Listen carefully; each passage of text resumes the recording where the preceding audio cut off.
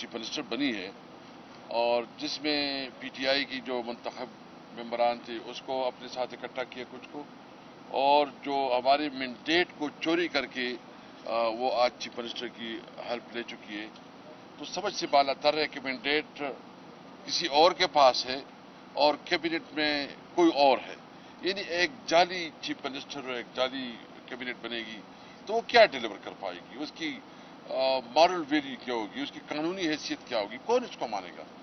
یعنی اس پہ کسی کو شک نہیں ہے کہ یہ الیکشن پاکستان کی تاریخ کی بدترین ریگنگ. تو ہم آج آئے تھے مینگل صاحب کے پاس اور ہم نے ڈسکس کیا، ان کی ایک بہت بڑی کنٹریبیوشن ہے، یہ بڑی تحریک چلا رہے ہیں، اور ہم نے ڈسکس کیا کہ ہم کیسے آگے بڑھ سکتے ہیں کہ اس ریگنگ کے خلاف جو ہے نا مشترکہ حملہ عمل طے کریں کہ پاکستان میں کبھی جو الیکشن ہو وہ آئین اور قانون کے مطابق ہو، وہ فیئر اینڈ فری الیکشن ہو، سب کے لیے لیول پلینگ فیلڈ ہو.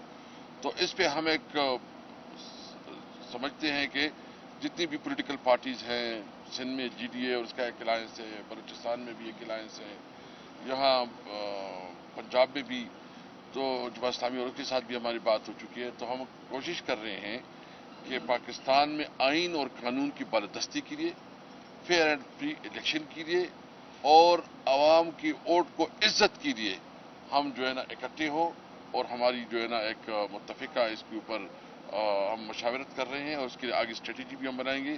ہم شکر گزار ہیں کہ اختر مینگل صاحب آج تشریف لائے اور ہمیں ٹائم دیا، اور ہم انشاءاللہ تعالیٰ ایک خواہش ہے کہ آگے بڑھے سکتے. بسم اللہ الرحمن الرحیم.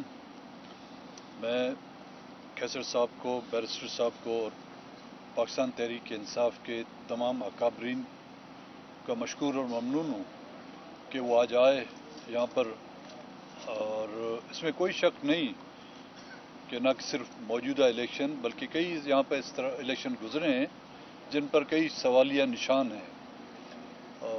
لیکن میں نے پہلے بھی کہا یہ الیکشن ایک بالکل منفرد الیکشن ہے، اور اس کے نتائج جو ابھی بھی آ رہے ہیں، میرے خیال میں یہ الیکشن کو 20 دن تک عرصہ گزر چکا ہے، لیکن ابھی تک نتائج جو ہے نا وہ آنے شروع ہو گئے ہیں، اور کب تک یہ چلتا ہے سلسلہ وہ بھی ہمیں دیکھنا ہوگا. ان کا مشکور و ممنون ہوں، انہوں نے ہمیں اس ریگنگ کے خلاف جو ہے متحد ہونے کی دعوت دی ہے. چونکہ ہم بلوچستان میں تو آپ نے دیکھا ہوگا کہ 4 جماعتی اتحاد ہمارا قائم ہے. اس میں بلوچستان نیشنل پارٹی، پشتونخوا ملی عوام پارٹی، نیشنل پارٹی اور ہزارہ ڈیموکریٹک پارٹی جو اس کا حصہ ہیں. تو میری یہ کوشش ہوگی کہ ایک آدھ دن میں جو ان پولیٹیکل پارٹیوں کی بھی ہم میٹنگ رکھیں. کیسر صاحب کی ملاقات محمود خان صاحب کے ساتھ بھی ہوئی تھی، اور میری بھی یہ کوشش ہوئی کل ان سے ساتھ مل کر اس مسئلے کا ایک پرماننٹ حل نکالیں. اور ہم سمجھتے ہیں کہ صرف پین ریلیف یا پین کلر سے جو ہے نا یہ مسئلہ حل نہیں ہوگا. اس کے لیے ایک جنرل سرجری تو آپ سمجھ رہے ہوں گے، ایک جنرل سرجری کی ضرورت ہوگی جس سے جا کے اس جو ایک مرض ہے اس کا خاتمہ ہو سکے گا.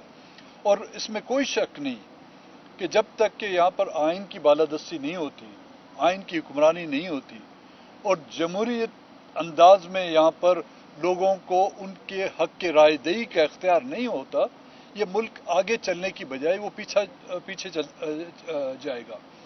تو میں آخر میں ان تمام پاکستان تحریک انصاف کے دوستوں کا، ان کے اکابرین کا شکر گزار ہوں.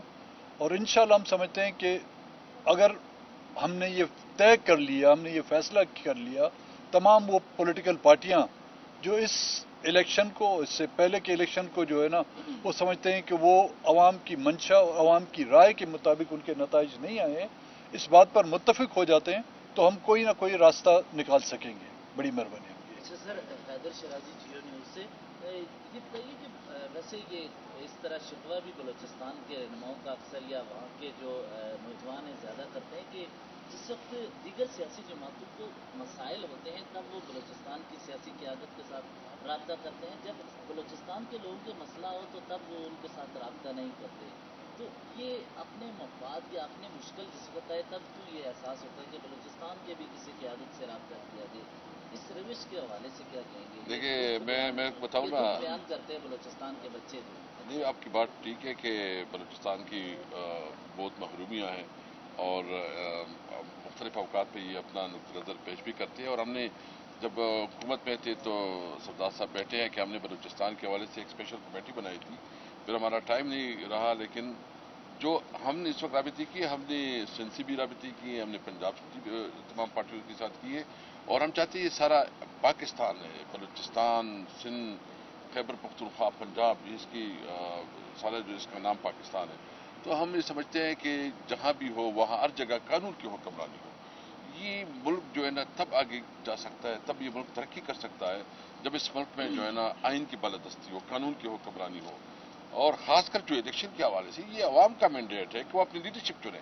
یہ عوام کو اختیار ملتا ہے کہ وہ اپنے لیے جو ہے نا منتخب کرے کون اس کی جو ہے نا قیادت کرے گا. کسی کو یہ اختیار نہیں ہے کہ بند کمروں میں بیٹھ کے وہ فیصلے کرے. کسی کو میں آپ سے پوچھتا ہوں کہ جو ابھی کوئی بھی اسمبلی میں ہیلپ لیں گے یا حکومت بنائیں گے، یعنی ہمارا دعویٰ یہ ہے کہ فارم 45 کے مطابق ہماری 180 سیٹیں بنتی ہیں، وہ ہم سے چھینی گئی ہے. ہماری جو ہے نا اسپیشل سیٹ ہمیں نہیں دی جا رہی ہے. تو اس صورتحال میں کیا یہ عوام کی مینڈیٹ پہ ڈاکہ نہیں ہے؟ میں میاں نواز شریف صاحب سے پوچھنا چاہتا ہوں کہ جو آپ تحریک چلایا کرتے تھے کہ ووٹ کو عزت تو ووٹ کا عزت کہاں گیا؟ مطلب یہ ہم جو ہے نا ایک اپنا قانونی جنگ لڑ رہے ہیں، آئین اور قانون کی ہم جو ہمارا ایک پرامن جدوجہد ہے قانون کے اندر ہے، اور یہ ہمارا حق ہے اور یہ ہمارا آئین ہمیں حق دیتا ہے. سردار صاحب ایک سوال آپ سے اور ایک اسد صاحب آپ سے. سردار صاحب یہ آپ نے جنرل سرجری کی بات کی، تو جنرل نے سرجری کر کے تو 2018 کے چھوٹی سرجری صحیح، لیکن 2018 کے انتخابات کروائے، ان کے اوپر بھی سوالیہ نشان تھے، پھر وقت گزرا، آپ لوگ ان کے ساتھ تھے، پھر جنرل انٹری ہوئی، پھر آپ لوگ چھوڑ گئے، پھر اگلے 16 ماہ آ گیا، اب اس سے بڑی سرجری ہو گئی ہے. اب آپ کون سی سرجری چاہتے ہیں؟ اور اسد صاحب آپ اسپیکر ہوتے تو کیا آپ صدر صاحب کی طرف سے اجلاس بلانے اور مخصوص سیٹوں کے آنے کا انتظار کرتے؟ ہمیں بالکل پیورلی اس پہ قانونی پہلو بتائیے گا. یہ میرے سے سیف صاحب بتا دیں. سردار صاحب پہلے جواب. دیکھیں، ہماری ایک اس ملک کی قوم کی ایک سائیکی سی بن گئی ہے. ہم نے جرنلوں کو اپنے ذہن پہ اتنا مسلط کر لیا ہے کہ ہم ایئر کنڈیشن بھی چاہتے ہیں تو جنرل کا چاہتے ہیں، ہم ٹائر بھی چاہتے ہیں تو جنرل کے چاہتے ہیں، ہم الیکشن بھی چاہتے ہیں تو جنرل کے چاہتے ہیں، ہم ہاسپٹل میں وارڈ بھی چاہتے ہیں تو جنرل کے چاہتے ہیں. ہمیں اس جنرل کو جو نا اپنی ذہنیت سے نکالنا ہوگا. قانونی نقطہ اگر اسد کیسر صاحب اسپیکر ہوتے تو ہم اسمبلی کا اجلاس تب بلاتے جب اسمبلی مکمل طور پر کانسٹیٹیوٹ ہو جاتی، تمام سیٹیں ریزرو سیٹوں کا بھی فیصلہ ہو جاتا، اور آئین کے تحت یہ پریزیڈنٹ کا اختیار ہے کہ اسمبلی کا اجلاس بلائے، اسپیکر کے پاس بظاہر کوئی اختیار نہیں ہے، تو ہم آئین اور قانون کے مطابق فیصلہ کرتے ہیں. تھینک یو جی. آپ یہاں پر آئے تھے، مسنگ پرسن کا ایک جنرل ایشو ہے، ان کو لے کر آپ نے یہاں پر احتجاج بھی کیا. اس کے بعد ہم دیکھتے ہیں کہ مہران بلوچ یہاں پر آئی اور ان کو کاؤنٹر کرنے کے لیے شہداء فارم کی طرف سے احتجاجی مظاہرہ کیا گیا، کیمپ لگایا گیا. اب جو شہداء فارم کو لیڈ کر رہے تھے جمال رسانی، انتہائی جنگ ہے، نوجوان ہے، بچہ ہے، وہ آپ کو شکست دے چکے ہیں. اس کی بنیادی وجوہات کیا سمجھتے ہیں آپ؟ دیکھیں، شکست دو قسم کی ہوتی ہے، یا کامیابی کی بھی اقسام ہوتی ہیں. یہ دیکھنا چاہیے ہوگا کہ عوام نے کس کو ووٹ دیا اور فرشتوں نے کس کو ووٹ دیا. ہم ہمیشہ فرشتوں کی جو بلیک لسٹ میں ہوئے ہیں اور گناہ گار بھی ہیں، تو ہم نے کبھی فرشتوں سے امید توقع نہیں کی کہ وہ ہمیں ووٹ دیں گے.